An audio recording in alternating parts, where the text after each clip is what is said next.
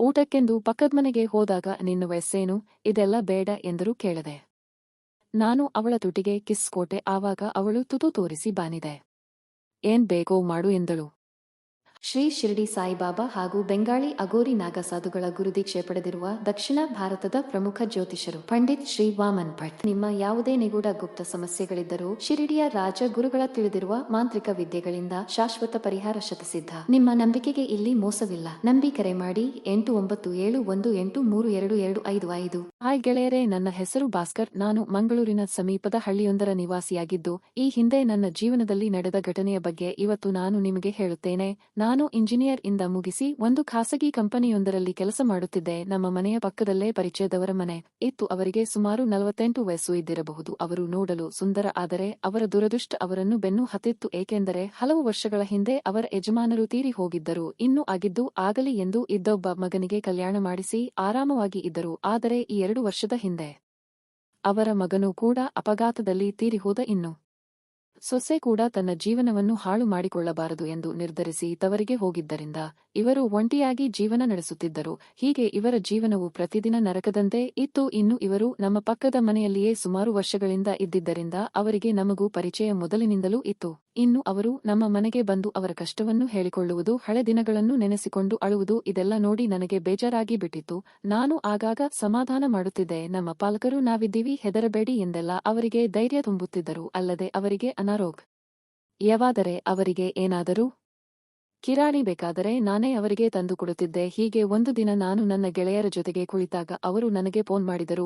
ನಾನು ಹೇಳಿ ಏನಾಯ್ತು ಅಂತ ಕೇಳಿದಾಗ ಅವರು ಏನಿಲ್ಲ ಕಣೋ, ನನಗೆ ಬೇಜಾರಾಗಿದೆ, ನಾನು ಹೋಗ್ತೀನಿ, ನನಗೆ ಯಾರೂ ಇಲ್ಲ, ನನ್ನ ಸಂಬಂಧಿಕರು ಕೂಡ ಯಾರೂ ಇಲ್ಲಿ ಬಂದು ಇರುವುದಿಲ್ಲ, ನನಗೆ ಏನು ಮಾಡಬೇಕು ಗೊತ್ತಾಗುತ್ತಿಲ್ಲ ಎಂದು ಹಳೆಯದೆಲ್ಲ ನೆನಪಿಸಿಕೊಂಡು ಕಣ್ಣೀರು ಹಾಕಿದ್ರು. ನಾನು ಅವರಿಗೆ ಸ್ವಲ್ಪ ಸಮಾಧಾನ ಮಾಡಿದೆ. ಅವರು ಇದೆಲ್ಲ ಆಗುವುದಿಲ್ಲ, ನಾನು ಹೋಗ್ತೀನಿ ಅಂತೆಲ್ಲ ಜೋರಾಗಿ ಅಳ್ತಾ ಇದ್ರು. ನಾನು ಕೂಡಲೇ ನನ್ನ ಹಡೆದವನಿಗೆ ಫೋನ್ ಮಾಡಿದಾಗ ಏನೋ ಹೊರಗೆ ಬಂದರೂ ನಿನ್ನ ಕಿರಿಕಿರಿ ತಪ್ಪುವುದಿಲ್ಲ, ಇಷ್ಟೊತ್ತಲ್ಲಿ ಯಾಕೆ, ಏನಾಯ್ತು ಅಂತ ಕೇಳಿದರು. ಆಗ ನಾನು ಏನಿಲ್ಲ ಹೀಗೆ ಅಂತ ನಡೆದಿದ್ದು ಹೇಳಿದೆ. ಆಗ ಇಲ್ಲೇ ನಿಮ್ಮ ಚಿಕ್ಕಪ್ಪ ಮನೆಗೆ ಬಂದಿದ್ದೀವಿ, ಇವಾಗ ಹೇಗೆ ಅಲ್ಲಿಗೆ ಬರಲಿ, ನೀನೇನು ಇನ್ನು ಹೊರಗೆ ಏನು ಮಾಡ್ತಾ ಇದ್ದೀಯಾ, ಫ್ರೆಂಡ್ಸ್ ಜೊತೆಗೆ ಕೂತು ಹರಟೆ ಹೊಡಿತಾ ಇದ್ದೀಯಾ ತಾನೇ, ಮೊದಲು ಮನೆಗೆ ಹೋಗು ಅಂತ ನನಗೆ ರೇಗಾಡಿದರು.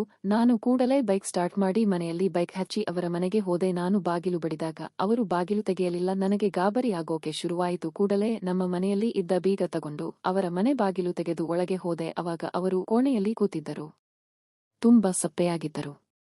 ನಾನು ಅವಾಗ ಯಾಕೆ ಹೀಗೆ ಮಾಡಿದ್ರಿ ಅಂತ ಕೇಳಿದಾಗ ಅವರು ಇಲ್ಲ ಕಣೋ, ನನಗೆ ಏಕಾಂಗಿ ಯಾಕೆ ಇರೋಕೆ ಆಗ್ತಾ ಇಲ್ಲ ಅಂತ ಹೆಗಲ ಮೇಲೆ ತಲೆ ಇಟ್ಟು ಅಳೋಕೆ ಶುರು ಮಾಡಿದರು. ನಾನು ಅವರಿಗೆ ಸಮಾಧಾನ ಮಾಡ್ತಾ ಇದ್ದೆ. ನಾವೆಲ್ಲ ಇದ್ದೀವಿ, ಹೆದರಬೇಡಿ, ನೀವು ಹೀಗೆಲ್ಲ ಮಾಡಬೇಡಿ ಅಂತ ಹೇಳಿದೆ. ಹೀಗೆ ಕೂತಾಗಲೇ ಜೋರಾಗಿ ಮಳೆ ಶುರುವಾಯಿತು. ಕೊನೆಗೆ ಅವರು ಅಳುವುದನ್ನು ನಿಲ್ಲಿಸಿ ಕೂತಿದ್ರು. ಆಗ ನಾನು ಹಡೆದವನಿಗೆ ಫೋನ್ ಮಾಡಿ ನಡೆದಿದ್ದು ಎಲ್ಲ ಹೇಳಿ, ಇವಾಗ ಪರವಾಗಿಲ್ಲ ಕೂತಿದ್ದಾರೆ ಅಂತ ಹೇಳಿದೆ. ಆಮೇಲೆ ನಾನು ಯಾವಾಗ ಬರೋದು ಅಂತ ಕೇಳಿದಾಗ ಸೈಕ್ಲೋನ್ ಅಲ್ವಾ, ಮಳೆ ಬರ್ತಾ ಇದೆ, ಮಳೆ ನಿಂತರೆ ಮನೆಗೆ ಬರ್ತೀವಿ ಅಂತ ಹೇಳಿದರು. ನಾನು ಸರಿ ಅಂತ ಹೇಳಿದೆ. ಆಮೇಲೆ ಮಳೆ ನಿಲ್ಲೋ ಲಕ್ಷಣ ಕಾಣಲೇ ಇಲ್ಲ. ಆಗ ನಾನು ಮನೆಗೆ ಹೋಗ್ತೀನಿ ಅಂತ ಹೇಳಿದಾಗ ಇವರು ಇಲ್ಲೇ ಇರು, ಮಳೆ ಬರ್ತಾ ಇದೆ, ನಾನು ಏಕಾಂಗಿಯಾಗಿದ್ದೀನಿ ಅಲ್ವಾ ಎಂದರು. ನಾನು ಸರಿ ಅಂತ ಹೇಳಿದೆ. ಇದೇ ಹೊತ್ತಿಗೆ ಕರೆಂಟ್ ಹೋಗಿ ಮನೆಯೆಲ್ಲ ಕತ್ತಲು ಆಗಿತ್ತು. ಆಗ ಅವರು ದೀಪ ಹಚ್ಚಿದರು. ಅವರ ಮನೆ ಚಿಕ್ಕದು ಇತ್ತು, ಅಂದರೆ ಅದು ಆರ್ಕೆ ಅಷ್ಟೇ. ಒಂದು ರೂಮು, ಕಿಚನ್ ಮತ್ತೆ ಬಾತ್ರೂಮ್ ಇತ್ತು. ಆಮೇಲೆ ಅವರು ಬಿಸಿಯಾಗಿ ಅಡುಗೆ ಮಾಡಿದ ಮೇಲೆ ನಾನು ಊಟ ಮಾಡಿ ರೆಸ್ಟ್ ಮಾಡಿದೆ. ನನಗೆ ಸುಮಾರು 12ಕ್ಕೆ ಎಚ್ಚರವಾಗಿ ನೋಡಿದಾಗ ಅವರು ದೂರದಲ್ಲಿ ಬಿದ್ದಿದ್ದರು. ಮಿಂಚು ಕೂಡ ಬೀಳ್ತಾ ಇತ್ತು. ಅವರು ಕೈ ಕೆಲಸ ಮಾಡ್ತಾ ಇದ್ರು. ಅವರನ್ನು ದೂರದಿಂದ ನಾನು ನೋಡ್ತಾ ಇದ್ದೆ. ಅದನ್ನ ನೋಡಿ ನನಗೆ ಗಾಬರಿಯಾಗಿತ್ತು. ಎದ್ದು ಹೋಗಬೇಕು ಎನಿಸಿತ್ತು. ಆದರೆ ಬೇಡ, ಮೊದಲೇ ದುಃಖದಲ್ಲಿ ಇದ್ದಾರೆ ಎಂದು ಸುಮ್ಮನೆ ಬಿದ್ದೆ. ಆಮೇಲೆ ಮಾರನೇ ದಿನ ನಾನು ಅಲ್ಲಿ ಚಹಾ ಕುಡಿದು ನಮ್ಮ ಮನೆಗೆ ಹೋಗಿ ಆಫೀಸ್ ಕೆಲಸ ಮಾಡ್ತಾ ಇದ್ದಾಗ ನನಗೆ ಪದೇ ಪದೇ ಆ ದೃಶ್ಯ ನೆನಪಿಗೆ ಬರ್ತಾ ಇತ್ತು. ಅವತ್ತೇ ನಾನು ಹೇಗಾದರೂ ಮಾಡಿ ನಾನು ಆ ಕೆಲಸ ಮಾಡಿ ಅವರಿಗೆ ಸಂತೋಷವಾಗಿ ಇಡಬೇಕು ನಿರ್ಧಾರ ಮಾಡಿ ಅವತ್ತಿಂದ ಅವರ ಜೊತೆಗೆ ಜಾಸ್ತಿ ಮಾತಾಡೋಕೆ ಶುರು ಮಾಡಿದೆ. ಹೊರಗೆ ಹೋಗುವಾಗ ಏನಾದರೂ ಬೇಕಾ ಎಂದೆಲ್ಲ ಕೇಳ್ತಾ ಇದ್ದೆ. ಹೀಗೆ ಒಂದಿಷ್ಟು ದಿನ ಕಳೆದು ನಮ್ಮ ನಡುವೆ ಗೆಳೆತನವಾಗಿ ಬಿಟ್ಟಿತ್ತು.